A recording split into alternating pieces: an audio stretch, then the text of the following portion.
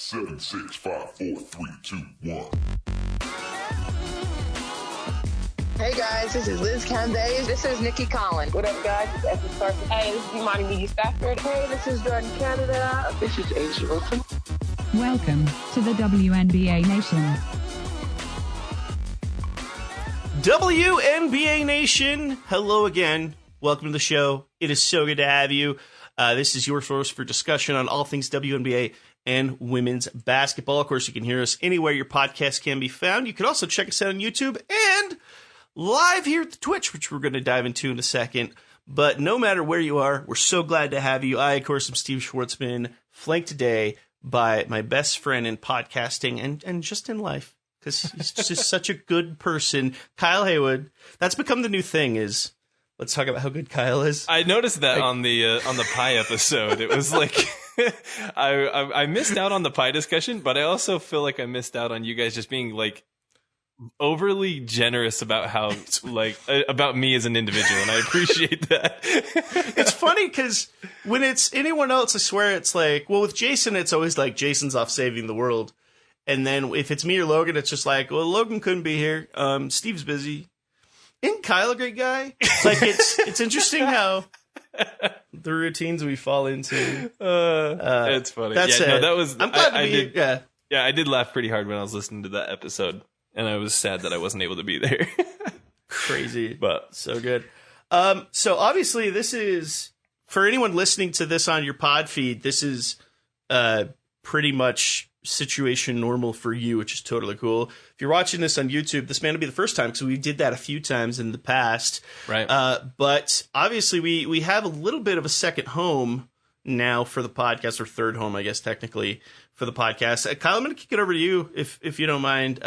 We wanted to give a quick update as far as the state of our platforms for the podcast. Also, we know that a lot of people we've had amazing support on Patreon and whatnot in the past from many of you, and it's been phenomenal, and we can't thank you enough.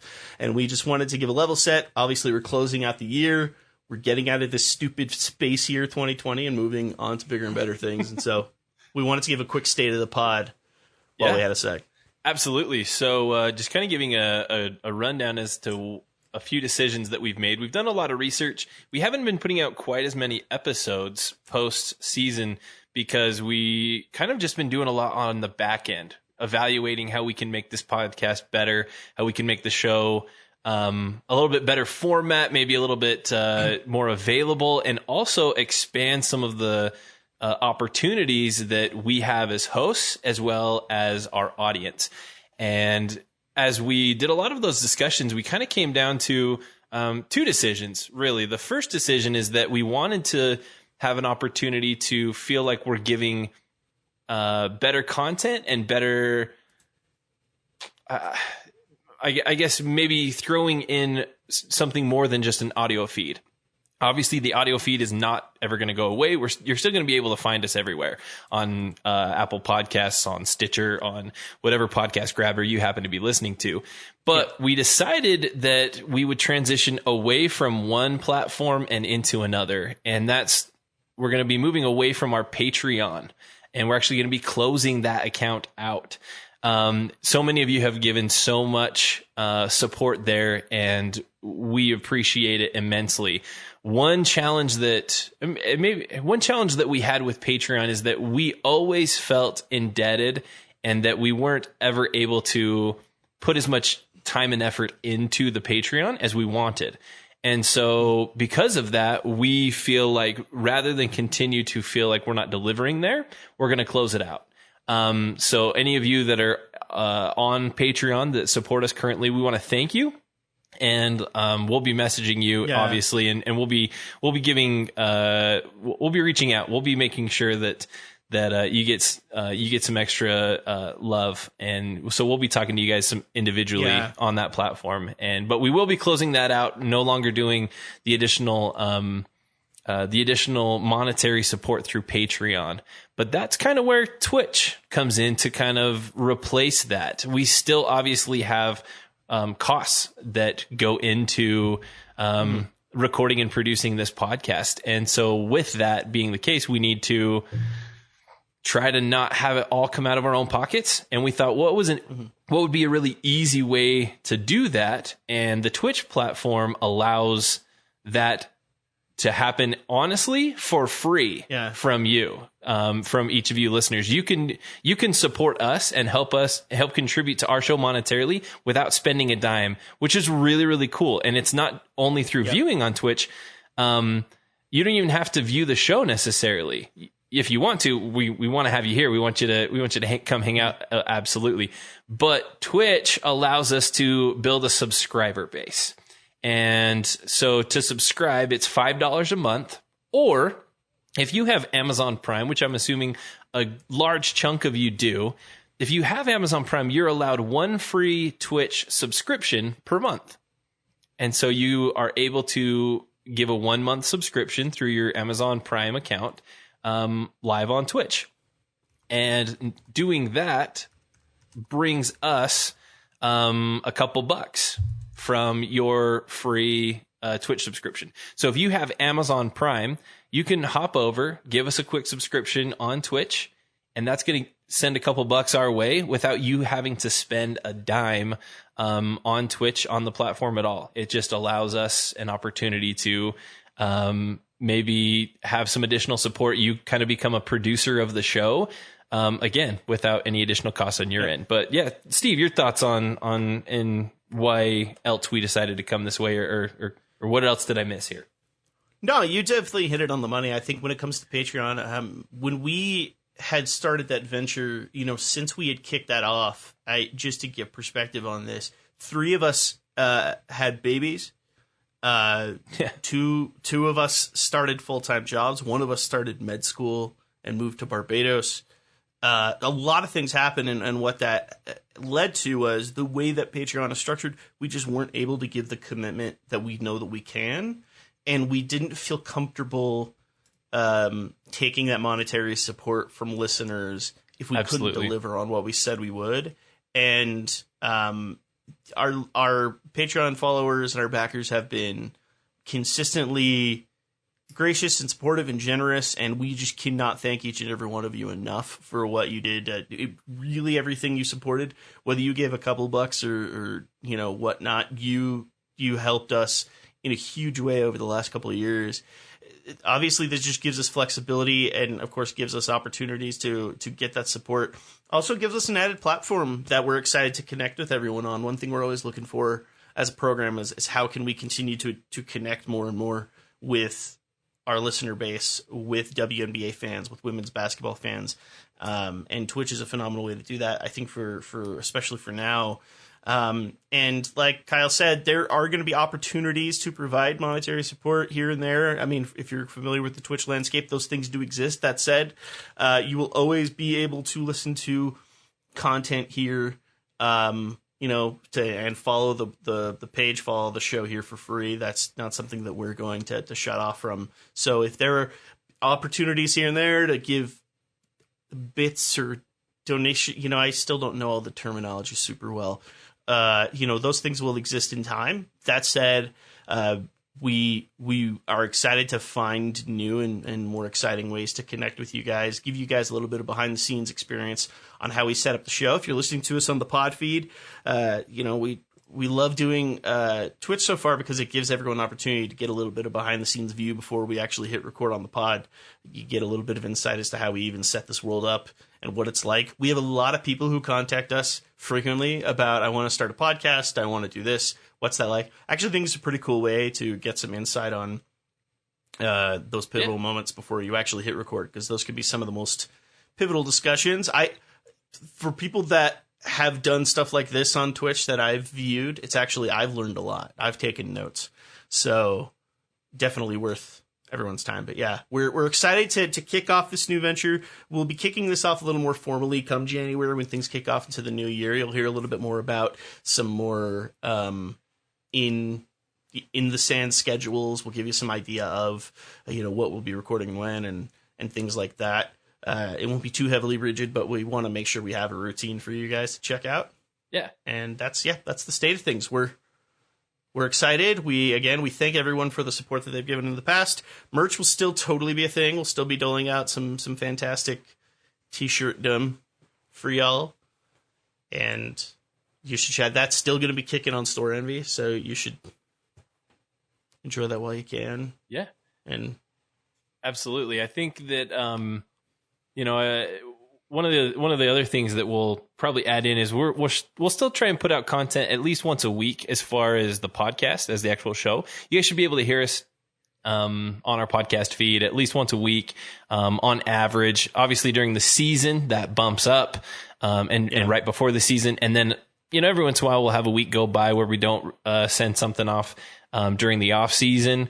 But those are usually pretty far and few between. But we also, in addition to that, will probably once a week hop on and do a stream somehow, just like a little Q&A session, or maybe we'll stream some live WNBA games on NBA 2K. We may do a live reaction video, or not a live reaction to a highlight video that we find. Let's say we find an old Lisa Leslie highlight compilation on YouTube, and we'll watch it together and do a live reaction or something like that. And you as a chat can be here doing that live. And so we'll do that in addition to our actual podcast feed. But anytime we're recording the podcast, we're going to be doing it live on Twitch. And so that'll be a lot of fun. Yep. So yeah, absolutely. It will, as events come up, Kyle and Jason did a draft lottery reaction. So in time when those events come up, when the draft kicks around, when, maybe Final Four, when other things kick around, you'll obviously see those come up pretty frequently. Yeah, there's going to be all kinds of different opportunities. We might do a W history recording on camera. I haven't decided if that's where I turn into a bit of a mad scientist while putting that together. So we'll see. Yeah, we'll see if that goes live, or if we keep that more just an audio production. We haven't decided on that yet. we'll see. Good stuff had there. That said, Kyle, I'm sure you want to talk some basketball, and we have plenty of basketball to be discussing. Let's head to Dallas to kick things off. The Dallas Wings officially announce the hiring of Vegas assistant Vicki Johnson, the head coach. And I say Vegas assistant as if that's a resume. Much more of a resume on VJ than it goes from there. Of course, one of the inaugural members of the New York Liberty was a part of the first ever elite draft. Was with the Liberty, I believe, for 9 seasons in her coaching career. Had a single season with the Stars. They moved to Vegas. Bill Laimbeer took over, took Vicki Johnson on as an assistant coach. She's obviously done a phenomenal job with Vegas and their development. A lot of players with the Aces have had incredible things to say about her. From everything I've seen, quotes and beyond, it sounds like Dallas across the roster are very stoked for this move. This feels like a pretty strong fit. There's a lot of reasons why this feels like a pretty exciting move for the Wings, but I wanted to get your first immediate reactions, Kyle. I like it. I think she's had a fantastic history with the league, both playing and coaching. She's only had the one season where she was a head coach in San Antonio. Prior to that, she had been an assistant for several years. And then obviously under Bill Laimbeer, the last couple seasons in Las Vegas. I think that she has an opportunity to take this young Dallas squad and really do something with them. I think she has to be excited with what she's got coming up. Not only, the amount of rookies and young players that she has on the squad from last season, but they, I believe, still have 5 draft picks this season. So I think that she's got to be licking her chops and say, hey, give me a couple years and let me just mold this young team into exactly what I want them to be. They're so young and new in their careers that they still have a lot of that malleability, and haven't been so hard set into maybe a certain system that she can go in, implement exactly what she wants to do. And I think it's going to be, a good fit. Obviously, she's coached under some phenomenal head coaches, most recently, with the Aces, and seeing what it's like to be part of a winning program there. I mean, the Aces were the number 1 seed this year in the playoffs. And so, she's coming from a winning program, and she understands that she's got her work cut out for her. I looked at some of the press conference today and some of the release notes and whatnot. And she is not blinded to the fact that there's going to be a process in Dallas. And when we interviewed Greg Bibb about that, what was it, prior to last season, he said the same thing. He says, we're not a good basketball team now, but we will be. Give us a couple years, we're going to be there. And I think last year they took a big step forward. And so I'm excited. I think that I think her resume is pretty solid. And I think that the experience is there. I think it's one of the best choices you could have made as an organization to bring her in. I think she's a great fit for what they've got going on in Dallas. I'm curious your thoughts. I think in general, there's a lot of reasons why this is something that I think Wings fans should be especially excited about. Obviously, what she's been able to cultivate in her time under Bill Laimbeer in Vegas is huge. I think the situation she was in San Antonio for one season is very different than it was now. That was very much almost a quick reactionary experience. This is definitely one that I feel like was a huge growth move. This is, we're leveling up. When you look at Dallas, you look at the draft haul they just had, and then you look at the draft haul they're about to have. There's so much to work with in finding the nucleus for that next successful line of the franchise. I think something that people forget when they think about the Dallas Wings, we talked about this on the W History episode recently. They are just a couple of stations removed from being the three-time champion Detroit Shock. This is a franchise that in its history does understand winning and knows that as a part of their ecosystem. And that's something they want to get back to, and they want to do it in a Big D way. This feels good to me. She has some local flair to her as well. She made Dallas her home over the last decade or so. Is from, played at Louisiana Tech. Obviously coached in San Antonio. I mean, so this is definitely one where I think she connects really well with that side of the world. And I think you're going to see a little bit of that classic early years WNBA connection as well. I'm not saying that you're going to see someone like a Cheryl Swoops necessarily become a part of a coaching staff or anything like that. But you're talking about a native Texan who would be excited to give some level of contribution to a Texas team in Cheryl Swoops. So you never know if that connection of, the early years Liberty, early years Comets connection, I think there's a lot of good with that. I do want to kick to one thing, and I think that this, to me, feels like almost an obvious discussion piece, but this obviously is a positive move, especially because when you think of one of the impetuses when Brian Agler left was that I, as a white male, shouldn't be filling this seat, more or less. Yeah. And so this is a huge move forward. Obviously, the fact that the percentage of head coaches that are not just people of color, but women of color in the sport of basketball is very disconcerting. And we've seen some kickoffs with that recently at various schools in the NCAA. And I think that obviously speaks for itself. And it goes just beyond, to me, Dallas hiring a woman of color, but hiring the right one. Like, this was a home run regardless.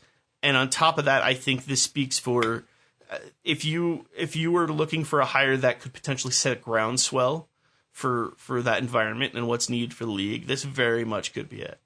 Yeah, I agree.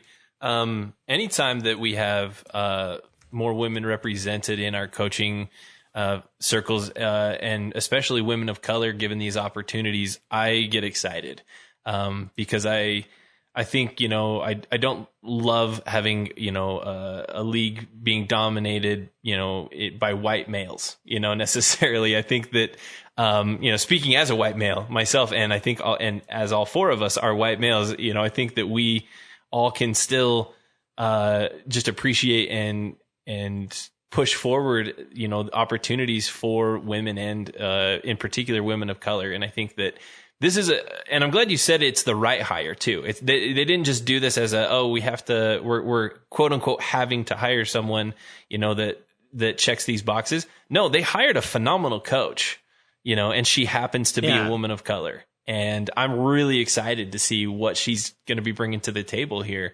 And I just think about looking at the roster for the Wings. You got to be just stoked. I mean, you've got Agumba Wale, who's just looking like the absolute real deal. You've got Satu Sabali, who as a rookie, had some growing pains, but overall looks ready for this league and looks ready to contribute. And the most experienced player on your team, it's actually only two of them. You have two players that have been in the league for 4 years. Everybody else is like 1 year, 3 years, rookie, 1 year, 3 years. Your two most experienced players, you have two that have 4 years of experience. Like, let that settle in. Oh, that's man. Stewie. Like what? How long's Stewie been in the league? What, 5 years? Something like that. Yeah. And something to that effect. and it feels like she kind of. It still feels like Stewie isn't like a vet quite yet. Like she's kind of approaching that status, but like it's just weird to consider that she on this roster would be far and away the most experienced player. Which is crazy to imagine. And then you're bringing in 5 draft picks this coming season. So who knows what this roster is going to do over the next couple of seasons. And I got to credit Greg Bibb for when the draft haul from this most previous draft came in, everyone assumed the same thing, which was, man, they're going to make a ton of moves. Like, you'd be excited about the moves they're going to make. And he more or less stepped up very publicly. He said it on our podcast as well as anywhere else. It's like, we're taking these picks. Yeah. Like, we feel good about where we stand in the draft, and we're taking this young core. I'm interested. I could see them doing the same thing and saying, listen, this is going to be straight up like 1980 hockey team miracle style. Like, we're going to take that young, correct talent. We're going to figure out what the right mixture is. If there's anyone who should be stoked about this, obviously it's Arike Gumawale. You want to talk about the player who most fits the narrative of what made Vicky Johnson successful. You're talking about the first Liberty player to 3,000 points. Dynamic and exciting scorer in her time, just the perfect person to pair up with that. Wouldn't be shocked if that was a huge part of the move itself. Obviously as a head coach, you're going to put your players under your wing, but every now and again you're going to have those 1 or 2 players that you especially are going to connect with. And I could see that Vicky and Arike connection being a huge thing. Overall I'm excited about it. I think that this really sets a narrative for, what type of moves do you expect to see Dallas make in setting the foundation for this.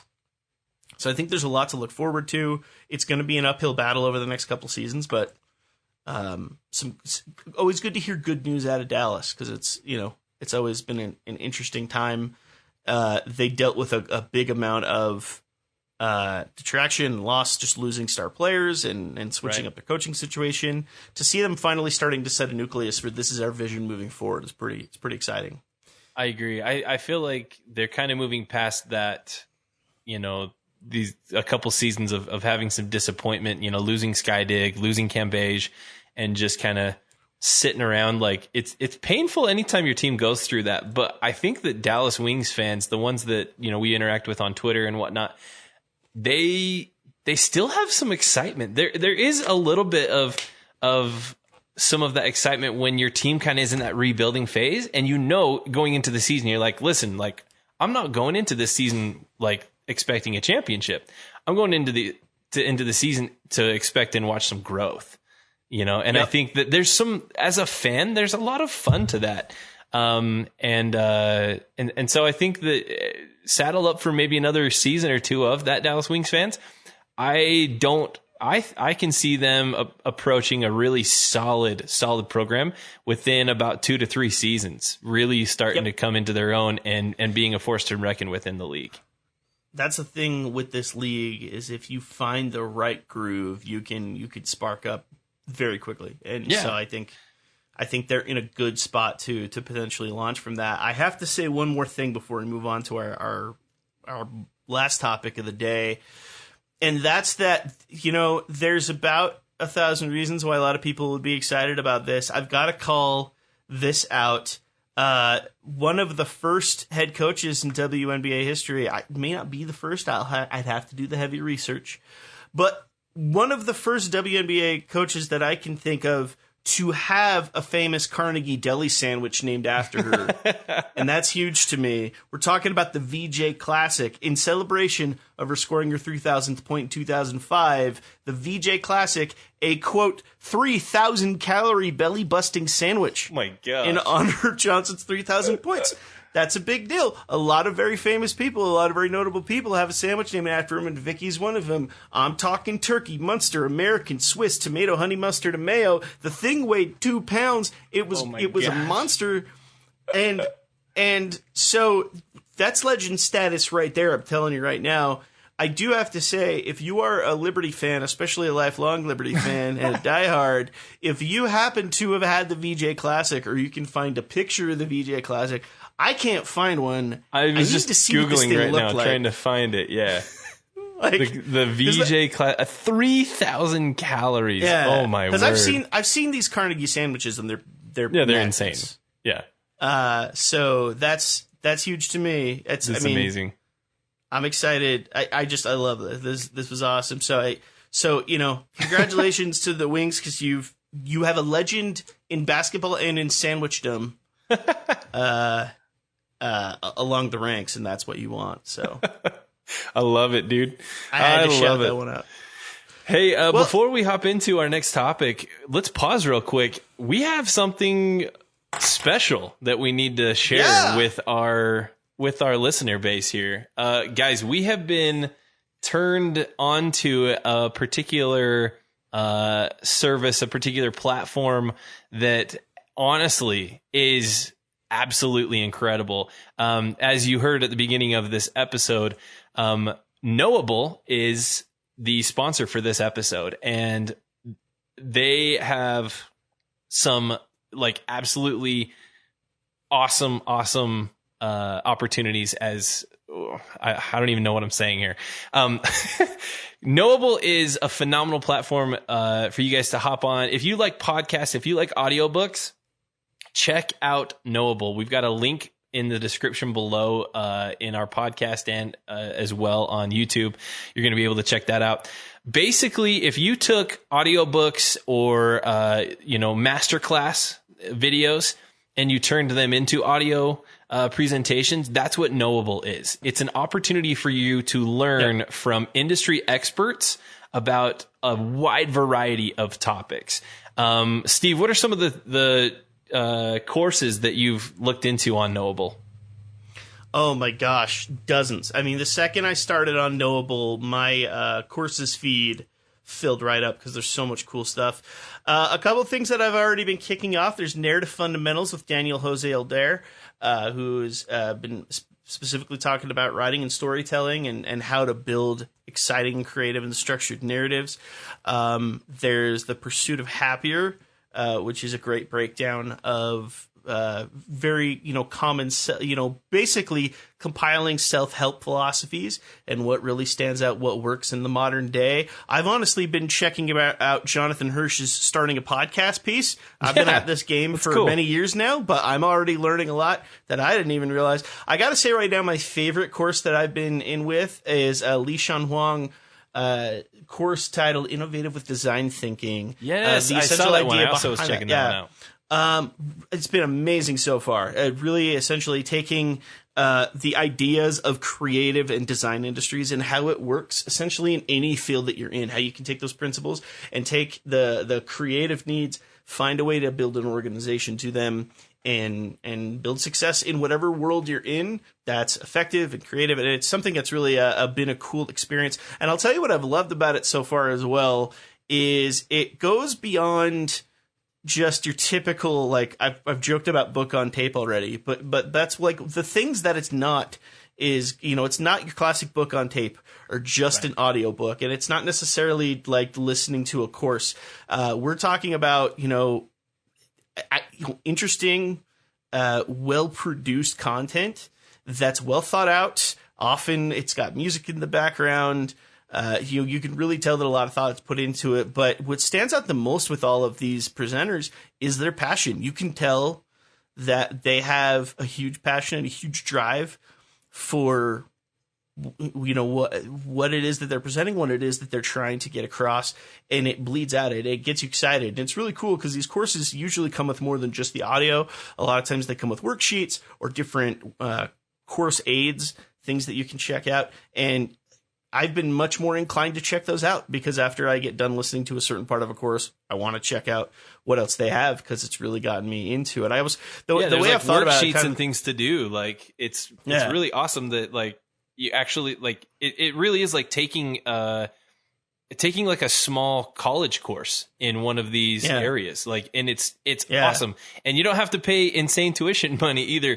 In fact, the subscription is pretty solid. Like it's actually not that expensive at all. And so it's just really exciting to see that. For what you get and the access that you get, the price point's pretty insane. And of course it gets a little bit better. If you do, you may have already heard this if the ad spot's already come out, but of course, we'll have a link in our description wherever you're listening, whether it's podcast, Twitch, YouTube, whatever. We'll have a link to the download, for you to download the Knowable app. And if you input WNBA Nation upon checkout through your coupon codes, you will get 20% off on your subscription. So if you drop in WNBA Nation, that's 20% off. That's on us. And, gives us a little bit of love, but gives you a little bit of support, especially during the holidays as you're getting this kicked off. So whether it's you just have some things to learn, whether you're looking forward to 2021 and you want to get that new year, new you, and check something out, I think there's something for everyone with the Knowable app. So yeah, I'm stoked about it. It's when we talked about advertising, we definitely didn't want to jump on anything with any sponsors and any support that wasn't something that we believed in, and we're pretty excited about this one. Yeah, absolutely. Each one of us has had an opportunity to hop on, check out some of the courses, and I'll be honest, I think it's going to be a long-term thing for me. I'm really excited. Chris Paul is actually just about to drop his course. Yeah. He went plant-based in his diet just recently and is having a phenomenal performance, a physically dominant, last season. And he talks about how transitioning from a traditional diet to a plant-based diet has actually helped him as his career has progressed. And I found that one really interesting. My parents actually went plant-based, whole food plant-based in their diet a few years back. And so it's something that like is pretty directly involved in something in my life. And it's something that my wife and I have explored. So I'm really interested to see what he has to say and learn from that. And so if you're interested at all in they have so many courses, you guys, so many courses. Yeah. Again, right now, the subscription is pretty cheap. And it's just an annual subscription. And again, if you use promo code WNBA Nation in your checkout, that'll give you 20% off the subscription immediately, and you'll be able to save a couple extra bucks that way. So again, click on the link in the description below. It'll send you right to their website, and we're excited about it. Promo code's the word I was looking for that I couldn't figure out for like 20 seconds. I was trying to find it in my brain, and there it is. Yeah. You're good, man. Chris Paul, an avid supporter of the WNBA women's basketball as well. Yeah. Also graciously lost to Allie Quigley in the horse challenge. But talking plant-based diets. So yeah, lots of cool stuff. So check that out. Let's get back to ball. Kyle, this has been, and I'm saying this as someone who has dutifully watched college basketball from both levels for a very long time. Yes. This is one of the nuttiest early season weeks I've seen. Often when you're watching, if you're a casual fan of college basketball, often these early months, the October through December, are kind of ones you can almost check out. And often the post-holidays, January to March, is when you start to click in because that's when the heated games have happened. Right. I have hardly seen such a high concentration of top 25 upsets within a span of like 5 days as we have this week. Like, people are officially missing out. It's been absolutely wild across the board. In fact, even just tonight, there wasn't any upsets tonight, but we did have a chance to see number 2 Louisville take on Duke, and they handled their business. Let me just tell you, like Duke. I went from Luke to Doable. Duke is a solid, Duke. That was it. That was a. I like them both. Anyway, they both sound fun. Duke is a solid women's basketball program, ACC school that performs well year in and year out. And Louisville is, I'm not going to lie, Louisville is looking like possibly the team to beat right now. They're number 2 overall, but I think they got a real shot at, in my opinion, they might be that number one spot this year. They really took care of business against DePaul the other day. When we actually were recording and that's our a very reaction live. good DePaul team. Yeah, the DePaul team's that's a solid. Really good DePaul team. Yeah, and yet they went in and really just pretty much smoked DePaul. I think set their program record for points scored in a game against number, at the time, I think it was number 15, DePaul. DePaul dropped to 20, but before we hit too many of these scores, I mean, we've already seen a number one team lose. We've seen multiple top 10 teams lose. It's kind of crazy to see what the rankings look like right now by week 3. We've got 3-0 Stanford at number 1. 4-0 Louisville at number 2, and UConn at number 3, and they haven't played a game yet. Yeah, which is they're 0-0. Odd. Yeah, they're 0-0. They've got, obviously we're hoping to see them get on the court soon, but yeah, they haven't played a game and they're sitting at number 3. In fact, I actually don't have a problem with them being in the top 5. But here's where I get a little confused. They actually got 2 first place votes in the AP poll without playing a game. When you take teams like NC State, Louisville, Stanford, even teams like Arizona, Oregon, Kentucky, Texas A&M, those other top 10 teams that are undefeated right now. Kentucky's looking really solid as well, as Texas A&M always does. But these are some other teams, and UConn is like sitting at number 3, 0-0. Now, again, I'm not saying that we should punish them because they haven't played a game, especially in 2020, right? That's we're not going to punish them. But I do find it interesting that some people thought it was enough for them to have not played games and still allow them 2 first place votes, even though Louisville and Stanford and NC State had all had some really solid performances over the last couple of games. So I did find that a little bit peculiar. No, I totally get that. Obviously, there's going to be a lot of reasons behind that, right? Whether it's casual voters, whether it's home cooking voters out of the Connecticut area, whether it's the fact that, hey, guess what? They're the only team that may not have shown you what they can do, but they've also not shown you what they can't do. Yeah, and there's some value to that.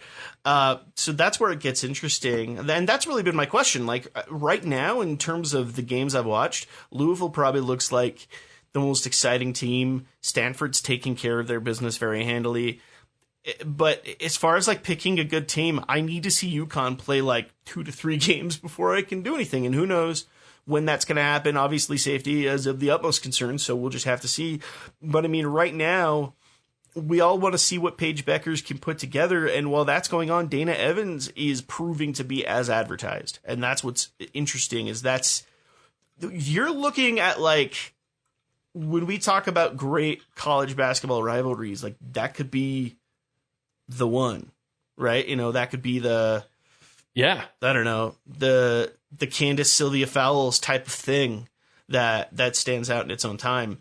And so, I don't know, like it's exciting, but I mean, goodness, this week has really shown that it goes beyond the top 25. I'd say like the top 40 teams in the country right now all have something to prove. And I've got to give one specific shout out. Obviously, we've seen a lot of great upsets across the top 10, but I got to give love to my South Dakota Jack Rabbits. Yeah, South Dakota State with the insane kind of, not a buzzer beater, but a last 3-second shot. Yeah.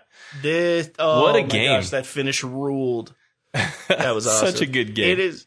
If you're there or you're seeing people on Twitter or you yourself are thinking like, oh, there's really not much in sports, happening on right now. You're not a big football fan, neither am I. I get you. The Wiffle Ball League on YouTube just finished up. Big up to the Great Lakes Gators for winning the Wiffle Ball League. You're still waiting for Marble Olympics or Marble League, to get to their next race, Marbula One, whatever it is. Pretty much what I'm saying is you've got a lot of college basketball to catch up on. There's a lot of good stuff to be excited about as far as things look right now. I will ask you, Kyle, is there a under radar team? Is there a team who people aren't talking about or who isn't necessarily getting a heavy amount of love that you're saying watch out for? Yeah, there's a couple that come to mind, actually. I know Arkansas has lost a game, but Arkansas looked insanely good against Baylor the other day. That was a phenomenal basketball team on the court out there. Baylor is no slouch, and Arkansas hung with them, and honestly, for a good chunk of the game, looked like the better team, and it felt as though Baylor was just trying to hold on to keep it close, which you just don't anticipate from Baylor, as dominant as they've been over the last couple of seasons. And Arkansas looks really solid. They're sitting at number 13 right now. I expect them to bump into the top 10, and I think they might even finish the season in the top maybe 6 or 7 of the country. And I'm really stoked on the Razorbacks. I do think that the Big Ten as a conference might be slightly underrated because people don't see them represented necessarily in the top 10 teams of the country. Right? Like, let's see, you got Stanford, Louisville, UConn, NC State. Yeah, there's no Big Ten teams in that top 10. However, you come out of that and you've got Maryland at 14, Indiana tied at 15, Northwestern at 17, Ohio State at 18, Michigan at 19. Like, they, like, across the board, that conference is going to be just a murderer's row for anybody to try and get to. It reminds me a lot of how the Pac-12 has been the last season or two. So I think the Big Ten as a conference, I feel like, is slightly undervalued right now. But I think that whoever emerges at the top of the Big Ten, if someone can go and maybe with just 1, maybe 2 losses in conference play out of the Big Ten, I think is going to be quite the feat and deserves a lot of love in that respect. How about you? Anybody that you see as flying potentially under the radar? It's funny that you call out Arkansas because if I got love for the Terps right now. Yeah. Only team to take down Arkansas so far. Bibby and Benzin have been just awesome and have been scoring machines. Dude, that was a game too. That wasn't just a barn burner of a game. Has been incredible from deep. And you know, you want to talk about a team, you know, who knows? Maybe that Christy Tolliver magic is back. I don't know. But I obviously that game itself stood out. It's funny because anytime you call it a team, almost all of them have had a loss. Like, it's so funny to be like, because Mizzou State took them down, right? But I've liked what I've seen out of them. I've liked their high octane style of scoring. They can put up points very fast. So that'll be a fun one to watch. So if there's one team that I'm saying, like, you might not be paying attention to the Terps, you probably should. Oh, absolutely. It's good stuff. No, I like the Terps a lot. I'm glad that you brought them up because, yeah, I think basketball's better when Maryland is good. Is that weird to say? They're one of those teams. They're one of those teams that when they are one of your top teams, I enjoy college basketball better. I know that sounds odd, but like there's a lot of teams that they're good, that's fine. Maryland, and I don't even have like a relationship with Maryland. I don't have like a reason to like love Maryland, but for some reason, if Maryland is doing well in college hoops, I feel like the world is a better place. And so I wouldn't even call myself a Maryland fan, but that's just how I feel about that. I do got to give a shout out. Watch out for my Kentucky Wildcats, Steve. I'm just saying they lost their head coach just right before the start of the season. He resigned. Greg Marshall resigned. They've got an interim head coach right now that's kind of taking the reins. And then she was out for the game the other day against Indiana. And Kentucky had a late comeback to take the lead in that game and ended up winning that game they're 2 coaches down in their bench and that's who's leading them out there. And they're still taking on these top 15 teams and winning.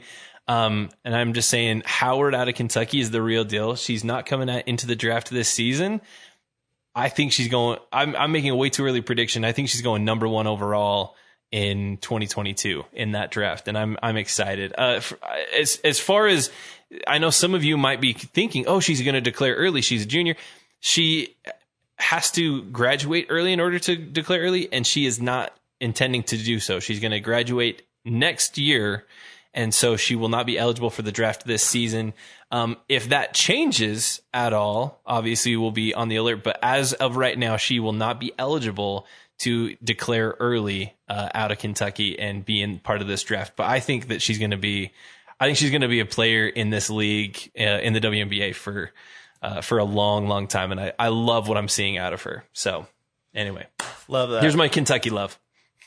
There you have it. Well, obviously there's a ton more college ball to be excited about. Like we said, we still have a UConn team to watch and a lot to dive into as we get closer and closer to the spring, because that's only a couple months away. Life is my weird. Gosh, that's so crazy.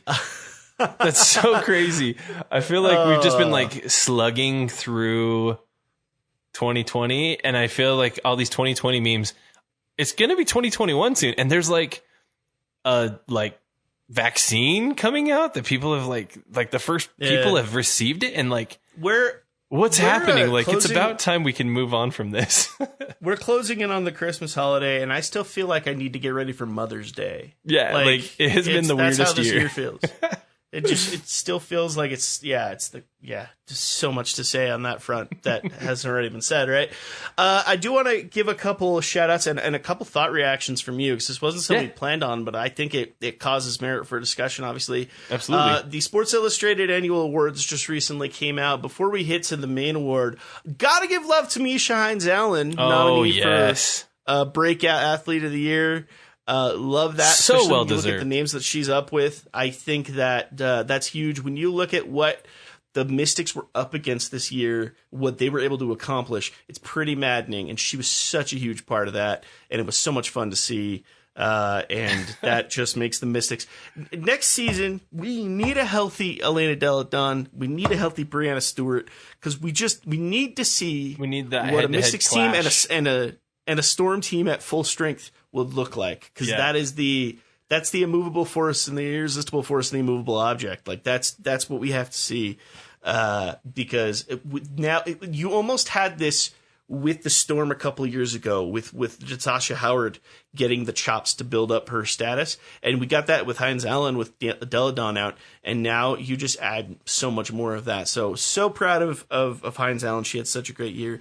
Obviously, the big story that came out of this week is Brianna Stewart named one of the Sports People of the Year. The narrative of this was they went with players who not only were champions on the court or field, what have you, but were also champions off the court with their contributions to all kinds of causes. One of the main causes, of course, being the Black Lives Matter movement and pushing for equality across the world of systematic racism, police reform, and several other needs and cases, supporting support through the COVID pandemic, all kinds of different pieces. I do want to ask you really quick, Kyle, and it was probably something we could have spent a little more time into. There has been some note of, there's a narrative to these awards, which was specifically they went to championship teams to pick these individuals.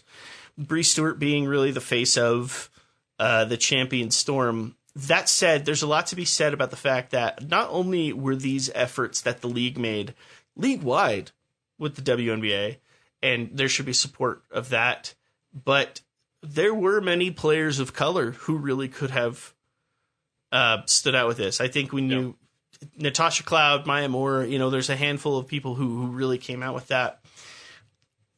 I feel a little inadequate to give any thought on this because of my status as to where I sit. One, I'm not a WNBA player. But so I think that's a grain of salt to understand. Like, we understand what our status is as we make anything we're about to say. And I think we're very much in support with what the groundswell support has been. But I am curious if you just had any thoughts on that ecosystem in general. I understand Sports Illustrated making the selection they did, because as you look at the other ones, they have it's the champions. And Bree Stewart was one that at the very beginning of this season stepped out, dedicating the season to Breonna Taylor, whatnot. Mm-hmm. I totally, completely understand the women of color feeling a little bit slighted, and some of the other players that perhaps were also maybe doing, and I'm not taking anything away from Bree Stewart. We love Bree. Honestly, like without Bree Stewart, this show wouldn't exist, to be completely frank and honest. Okay. She's the first person that reached out to us before we started our podcast, reached out to 3 random dudes on Twitter. Okay. We owe this podcast to Bree Stewart. That being said, I totally understand why some of the other players felt a little bit slighted, especially those that chose to forego seasons to do more on the ground level of these movements. You look at a player like Maya Moore and that Maya Moore, Jonathan Irons story. I think that there's so much there. I love what, Renee Montgomery, Natasha Cloud, like what so many players were doing during this season, as crazy as this season was, and having people not, even coming into the wobble to do the season, and instead saying, hey, there's more important work to be done. I think that they deserve some of that attention. I really do. Now, what Sports Illustrated did is they kind of went through and said, okay, who are our championship teams? And we're going to pick out the champion, a player off of those teams. And that's who we're going to give the award to. You had to win a championship this year. I don't like that. I don't know if that's the best way to have the,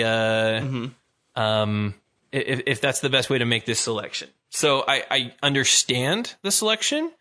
I also totally understand and want to say that, the basis of the feeling of a lot of players, feeling that like it wasn't, that it should have maybe gone to the league in general, or to, some of the players that were doing a little bit more with that, I think could have been a little bit better handled in my opinion. But again, can I just, I thank you for bringing that up as a person, as a white male. I feel like this isn't necessarily my, I feel like I don't have a lot of clout in what I can say here, but I think that if we don't say anything, then, perhaps that's worse, if that makes sense. And I hope that all of our listeners can understand that from us. Yeah, as someone who stands as what I call walking privilege, I think it's that idea that I understand that their perspectives I flat out do not have. And I don't want to give off any idea that because Steve said something, you should subscribe to it. That's ridiculous for me to ever think that. I think the idea of this is it's very difficult when these things happen, whether it's SI, whether it's ESPN, whatever it is, to see through whether these superlatives are heartfelt or if they're a publicity move. And sometimes it's easy to see, well, who's going to garner clicks over what's the right move. Yeah. There is, I believe, one award particular to off the court stories that I believe Maya Moore is considered for under their nominations. For some reason, Sports Illustrated's website will not let me navigate to that page. But I believe I did see that as I looked at it previously. That being said, the weird thing Sports Illustrated did here was set up their own weird rule structure to keep them from potentially choosing correct people or organizations as this is considered. And when they did this whole, they have to have won a title and also be that individual. Well, what if this is so weird for me to bring up? What if there happened to be a championship team this year that didn't subscribe at all to any of this? Are you trying to pick it? What if there were enough championship, so it's a strange thing to say. I think that when they set that up, they set themselves up for a heavy amount of criticism in a lot of different ways, because I think there were a lot of individuals who were kept from this.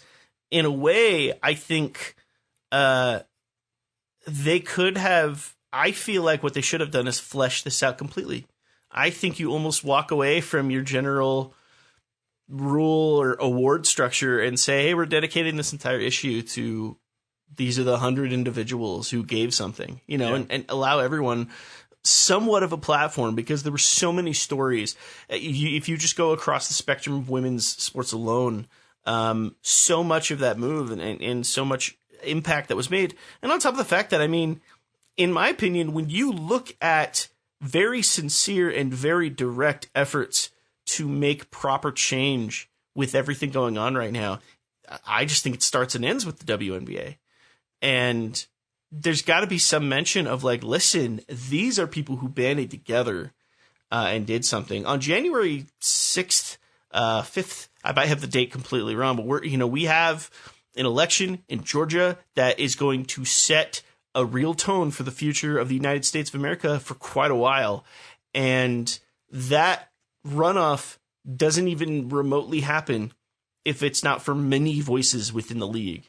And that's a remarkable thing to think about, how that groundswell had come together. And that's one of many different examples and stories that I hope continue to get told. So as we're dwelling upon these Sports Illustrated awards and things like that, take the time to look up Players Tribune articles of some of these individuals and other insights of these people, and try to herald what these stories are and what are being told, because we need to continue to fill the zeitgeist with those messages that there are things that we can continue to do to make impacts. Because I worry that when the trendiness of, crud, 2020 is over in 3 weeks, I worry that we fall off of that map and suddenly that's not a part of the discussion anymore. And there's a lot we need to do to make sure that continues to be the discussion, because it's not any less important now than it was a few months ago or over the last century. No, I'm glad that you brought it up, because I feel like we could hash out even more about this. I've got a lot of thoughts, and honestly, we could probably dedicate an entire episode or more to this. I think that with considering what 2020 was, some of the players and some of the sports people, what they were doing outside of sports transcended it, I think, a little bit. And I think that you need to, I think that it needs to I think it needs to be recognized. And so just know that that's not falling on deaf ears. Those of you who had those feelings and whatnot, that we're here with you. Yeah. So that being said, I also can I just also say that's not to say Bree Stewart did not do anything and that she was undeserving. It's just that others were just as, if not more, deserving. Can I say that? I love what players have heralded that same message. This is not to downplay or to put any stain on that movement. That's to say it's not fair to put one person as the face of this groundswell. Yes. And so that's what feels strange about it. But yeah, no, absolutely. Completely agree with you on that. We'll continue to see how that piece develops. Because there's so much more for that story to be told. That said, I think that really stands to be everything we have for the program. We had a chance to dive into new coach in the league. We've got some excitement in the college game. A lot more on the news front that we're going to see run in the pipeline. I do got to call out one last thing. I've got a question on the Twitchdom that's apparently of high importance, because Jason, our producer, made sure that I answer this. To Lost Boy, or potentially Lost Boy, I'm sorry if I'm pronouncing that wrong. Very important question, particular to me. I don't know what that says about. There's something about my face or my beard that says that dude likes grapes. And I've been asked, purple. This says specifically purple or green grapes. I'm unequivocally purple grape all the way. I'd probably even say, I'd call them red grapes, but yes, without question, red grapes. Now, I don't mind a green grape if it were to pop up every now and again, or a white grape, as it were, if it were to come up every now and again. But I'm a red grape fan. A well ripe, crisp red grape is hard to beat. A game changer in the fruit world. It's not quite my favorite fruit, but it's in the top 3. Can I say that grapes might be a perfect fruit? Like, I'm not saying they're my favorite fruit. They might be a perfect fruit, though. A seedless grape. Yeah. It's bite size. It's juicy. It's delicious. Like, when done well, no can defend. When done well, because they're obviously in season. Yes. But out of season grape sour, that there's a few things more depressing than an out of season grape. Little sour. When it starts to wrinkle a bit or it's a bit sour, it's like, oh, I could have. Oranges are the same, right? You like mandarins, tangerines, anything of that citrus world. In season, just I need all of them. And then the day they're out of season and all of a sudden they start to get that weird stale over sweetness, it's like, well, I guess the dream's over, and we move on. But yeah, I'm a red/purple grape guy. I don't know what that says about me. I hope to still have your vote. Hey, I've got can I just have you ever tried moon grapes? We've got a couple of them at Costco in the past. Moon grapes. Just Google them. They're the weirdest looking grape you'll ever see in your life. Well, I mean, however, no better time than the present. They're fantastic. They are actually delicious, but it feels weird eating them because it doesn't seem like a grape. Kyle, that's an eggplant. You're talking about an eggplant. That's what I'm looking at. They're these weird oblong grapes, like very strange. They look like little mini sausages. You can call it a grape all you want, but you were eating an aubergine. That's what you were doing. If you ever have an opportunity, if moon grapes hit your Costco, Steve, I just challenge you to give them a shot. We bought them and we were like, "What the heck are these?" We just bought them to try them, and we actually had a lot of fun with them. They're actually really solid. This always happen. My wife Clyde brought them home, and I was like, "What is this?" I was like, "What's wrong with these grapes?" And she's like, "I don't know. Let's try them." And they're actually really good. So it looks like alien food. It does. It looks like if you were to create a plant that said, "Hey, like what would aliens be eating on this planet?" They'd be eating moon grapes and probably dragon fruit, right? Like moon grapes and dragon fruit are probably the two things that or like a pod one of them would be born out of or something. Yeah. There's been a wacky claim of alien life from like a recent world leader somewhere. I saw that somewhere in the news that there's like said maybe that moon grapes. Oh, you just threw it up in there you go, everybody. There's moon grapes. I feel uncomfortable with those grapes. And you've eaten them. I'm just looking at a picture of them, and I'm telling you. I've eaten them. They taste just like a grape. They taste like a delicious purple grape. I certainly hope they do. Lois Boy or Lois Boy or whatever, however you say your name. Thanks for this. This was interesting beer, but that'd be the best thing in the world if you're like, it kind of tasted like a fleshy vegetable. It's like, yeah, you ate an eggplant. It's an eggplant. That's what it looks like to me. Oh, I love it. Dude. All right. Well, no better conversation to close off with than, of course, everyone on the Twitch stream. Thank you so much for joining us. Again, you can check this out over on our YouTube page, anywhere your podcast can be found. If you want to check us out on social, at WNBA Nation Pod on Twitter, likewise over at Facebook. Check out our Store Envy page. We do have some merch that'll be coming down the pipeline again pretty soon. So get yourself well equipped with all that good stuff. And yeah, I think that's more or less everything for now. Thank you so much for taking the time to check out this week's episode. Until we see you again, I'm Steve Schwartzman. And I'm Kyle Haywood. And we got you next time.